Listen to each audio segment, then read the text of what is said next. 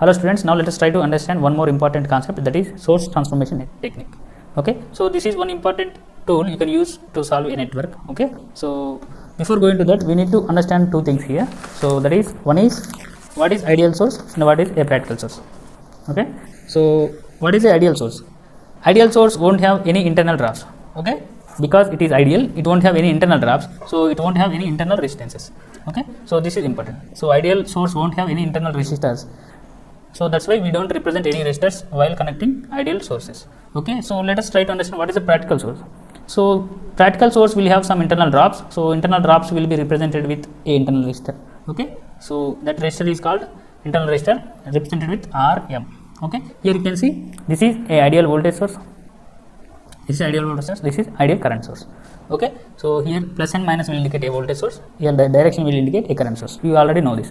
Now let us try to understand what is a practical source. So practical source will have their internal resistors, so that we know so far. So how they are connected? For a voltage source, the internal resistor is connected in series with the voltage source. For a current source, internal resistor is connected in parallel with the current source. Okay, these two are important. Okay, so internal resistance for a voltage source is connected in series with the voltage source. For a practical voltage source, internal resistance of a practical current source is connected in parallel. Okay, so these are two things to remember. So now let us proceed for source transformation technique. Okay, so let us take two networks here. So let us take one source. So source transformation is nothing but we are going to transfer one source to another source. That is what source transformation is. Okay, we are going to transfer one source to another source. That is source transformation. So we have a voltage source. Let us consider a voltage source. So this is a practical voltage source. And one more important point is source transformation is only applicable for practical sources, not for ideal sources. Okay, it is applicable only for practical sources. Okay, so now here we have a voltage source, practical voltage source having internal resistance of Rm and voltage of V. Now we can transform this voltage source into a current source. So that is a practical current source is like this, a current source having a internal resistance connected in parallel to the current source. Okay, so here this is a voltage source, this is a current source, both are practical sources. Okay, so now we can transform this voltage source into this current source. So how can we transform this? So here we need to find two variables here, that is current I and internal resistance of current source, that is Rmi. Let us consider it as current source internal resistance as Rmi and voltage source internal resistance as Rmv. Okay, so we need to find these two variables here. So because we are transforming the voltage source into current source, this current value will be dependent on this voltage source component. So current can be written as this voltage into this voltage by this resistance, internal resistance of voltage source by Ohm's law. Okay, so I can find the current source value as V by Rmv is nothing but internal resistance of voltage source. Okay, similarly, so what is the value of Rmi, which is internal resistance of current source, is equal to internal resistance of voltage source. So this is one transformation. That means we can transform a voltage source into current source, and its value, current value is V by Rmv, V by value of internal resistance of voltage source, and value of current source internal resistance is same as the internal resistance of voltage source. Okay, this is one transformation. Okay, that is voltage source to current source. Now let us see another transformation, that is from current source to voltage source. So we have a current source like this, practical current source. Okay, so this is I and this is Rmi, internal resistance of current source. Now we can transform this current source into a voltage source. So a practical voltage source will have a voltage source in series with a resistor. Okay, because it is having some internal drops. Okay, that is Rmv. Now we need to find the value of V and Rmv. So that is available from our current source here. Okay, so the value of V is nothing but I value into its internal resistance Rmi. Okay, the value of V is I into Rmi, and internal resistance of voltage source is same as internal resistance of current source. Okay, so that means we can transform one source to another source using this technique. Okay, we can transform current source to voltage source or voltage source to current source. So this is bidirectional. Okay, you can transform a voltage source into current source, a practical voltage source into a practical current source, or you can also transform a practical current source to a practical voltage source. So this is depends on equivalent circuit analysis actually. Okay, so this is bidirectional. We can transform voltage source into current source. Either is possible. Okay, so now let us take one more example so that you can understand it clearly.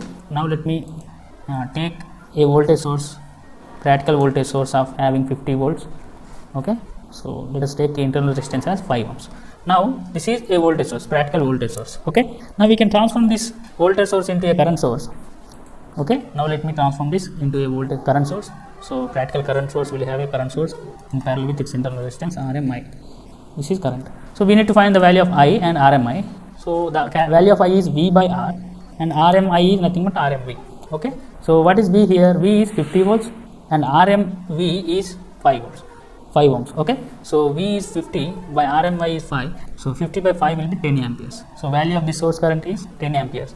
And RMI is nothing but RMV, that is 5 ohms. So value of RMI is nothing but 5 ohms. So you can replace this voltage source into a current source having the current value of 10 amperes and internal resistance as 5 amperes. So internal resistance won't change. Okay, it is same for voltage source as well as current source. So this is how you are going to change a voltage source into a current source. Okay, now let us take one current source and we are going to transform it into voltage source. Okay, so let us take a current source of let us take 50 amperes. Okay, and internal resistance for a current source will be connected in parallel to current source. So let us take it is 2 ohms. Okay, so now we need to convert this into a voltage source. So practical voltage source will have a voltage source V and a resistor R connected in series. Okay, so this is RMV. Now we need to find voltage and RMV. Okay, so what is the value of V here? V is nothing but value of current I into its internal resistance of current source RMI. So current is I is 50 amperes here and RMI is 2 ohms. Okay, so and RMV is nothing but RMI. Okay, so let us find the value of voltage source here, that is current I is 50 amperes and RMI is 2 ohms, that will be 100 volts. Okay, and RMI is nothing but 2 ohms. Okay, so the value of here voltage source is nothing but 100 volts and RMV is 2 ohms. Okay, now we have transformed this current source into a voltage source having a potential of 100 volts and internal resistance as 2 ohms. Okay, so this is how you are going to transform a current source into a voltage source.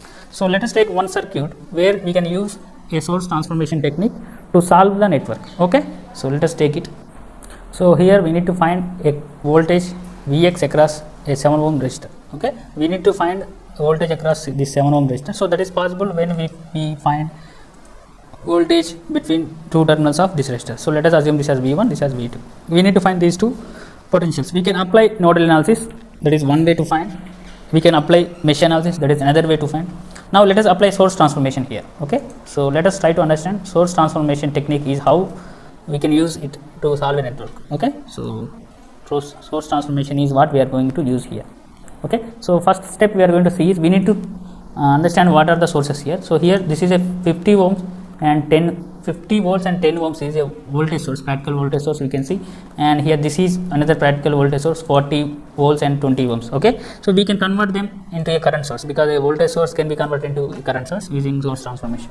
Okay, and here you can see this is a current source, and if we find this equivalent current source you can get a parallel resistor that we are going to see. Now let us try to solve this network. First we are going to transform this voltage source into current source. Okay, so now I am going to transform this voltage source into current source. Okay, so let us take it. Okay, so let us take a 50 volts. Okay, and here the resistor is 10 ohms, right? 10 ohms. Okay, so we can convert this into a current source having a current source value of I and having internal resistance as RMI. So what is value of current source here? It is V by R and RMI is nothing but RMV. Okay, so what is V here? V is 50 volts and I is 10, R is 10. It is 5 amperes is current flowing through this current source. Okay, and RMI is nothing but RMV, that is 10 ohms. Okay, so we can avoid this voltage source and we can connect a current source of having a current value of 5 ohms and internal resistance as 10 ohm. Okay, so now I am going to erase this.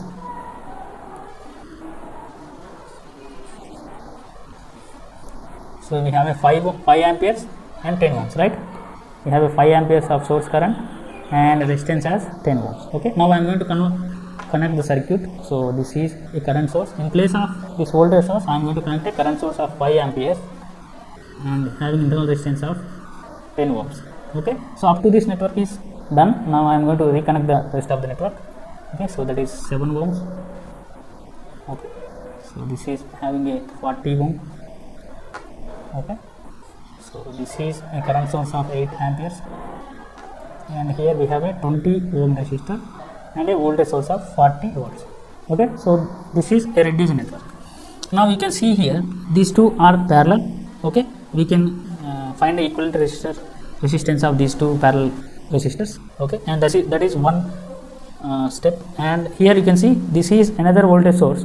Now we can convert this voltage source into a current source. Okay, so let us take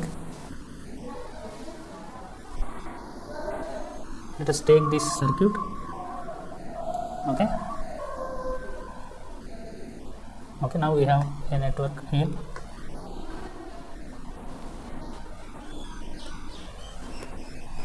So here we have a network. So I am going to find the current source equivalent of this voltage source. Okay, so let us take here we are having a voltage source of 40 volts and internal resistance of 20 ohms. So we can find the equivalent current source. So what is the current source? It is having a current source of I and RMI. What is the value of I here? That is nothing but V by R. That is nothing but 40 by 20 ohms. Okay, so that is 2 amperes I think, and RMI is nothing but RMV. Internal resistance won't change, that is 20 ohms. Okay, now we are going to change this voltage source into a current source of 2 amperes and internal resistance of 20 ohms. Okay, so I am going to change this 2 amperes and 20 ohms is what we are going to change. Okay, 2 amperes, right? This 2 amperes. Okay, 2 amperes, 20 ohms. Okay, so now let us erase this component.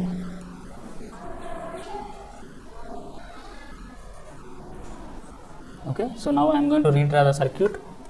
Okay, so here so far we have a current source of 5 amperes and internal resistance. Now let us find the equivalent resistance of these two parallel combination of resistors. So that is 10 in parallel with 40 ohms. So the parallel equivalent resistance will be 10 into 40 by 10 plus 40, that is 400 by 50, that is around 8. Okay, so here it is 8 ohms. You can I am replacing these two resistors and I have connected a 8 ohm resistor. Okay, so and we should not change the resistor where we need to find the voltage. Okay, this will stay same. Okay, this will be constant. This is 8 amperes. Okay, so up to this. Now let us write the reduced network. That is a current source and a parallel resistor, right? That is a current source has 2 amperes and voltage source has 20 ohms. Okay, so this is network we have got. Okay, now here you can see this 8 amperes is flowing upward and this 20 amperes is also flowing upward. That means we can add 2 current sources connected in parallel. Okay, so here we have a current sources I1 and I2. So the net current is sum of currents I1 plus I2. So we can add these 2 currents if they are connected in parallel. That means here 8 amperes is going upward and 2 amperes is also going upward. We can add these 2 currents which are in same direction. So that will be 8 plus 2 which equal to 10 amperes. So we can replace these 2 current sources into one current source having a value of 10 amperes. Okay, now I am going to reconnect the circuit here. So let us take this circuit. So let us take this circuit.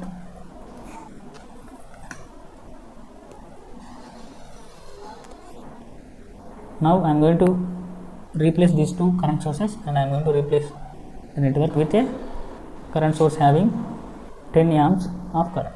We can add this 5 amps also, but it is other side of the 7 amps resistor. So we should not disturb this. Okay, so this is a 8 ohms resistor and here we have a resistor of 7 ohms, right? And here we have a net current source of 10 amperes which is sum of 8 plus 2, and we have a resistor, parallel resistor of 20 ohms. We can connect this parallel network this side also. So that is your wish. Now we have a 2 current sources. Okay, now these 2 current sources can also be transferred again back to voltage sources. Okay, so let us find the voltage source. So voltage source value will be 5 into 8, that will be 8 5 ja 40 volts, and the internal resistance of voltage source is 8 ohms. So this current source can be transferred into a voltage source of voltage 40 volts and current resistor of 8 ohms. Now this current source can be transformed into a voltage source of 10 into 20, that is 200. Okay, and internal resistance is 20 ohms. Okay, so now let us redraw the circuit. Okay, now we will be having two voltage sources here. So now we will be having two voltage sources either side of resistor 7. Okay, so let us connect them. Voltage source of, what is the value here, 40 volts. Okay, and having internal resistor of 8 ohms. Okay, and we should not disturb the finding resistor. So here we have 200 volts and 20 ohms, right? So here this is 20 ohms. Okay, here we will be having a voltage source of 200.